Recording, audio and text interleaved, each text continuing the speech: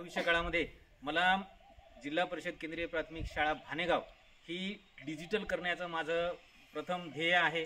त्यासाठी मी ग्रामपंचायतकडे तशी मागणीही केलेली आहे, त्यांनी सुद्धा मला आश्वासित केलेलं आहे। हा माझा भविष्यातला एक महत्त्वाचा उपक्रम आहे। डिजिटल झाल्यानंतर ISO मानांकनासाठी सुद्धा मी स्वतःहून प्रयत्न करणार आहे। त्या दृष्टीने मी माझं काम चालू आहे। त्याचबरोबर सांस्कृतिक मंचावर शेडचं काम सुद्धा माझं नियोजित आहे। ते लोकवर्गणीच्या माध्यमातून किंवा आम्ही सगळ्यांच्या माध्यमातून आम्ही करण्याचा आमचा प्रयत्न आहे। त्याचबरोबर मी माझ्या शाळेमध्ये बाहेरून माती आणून टाकून इथं परसबाग तयार करण्याचं काम केलेलं आहे। त्या परसबागेमध्ये आम्ही विद्यार्थ्यांच्या सहकार्यानं, पालकांच्या सहकार्यानं, आमच्या अध्यक्षांच्या आणि शिक्षकांच्या सहकार्यानं मेथी, पालक, कोथिंबीर, चवळी, मुळा, त्याचबरोबर इतर सुद्धा वेगवेगळे झाडं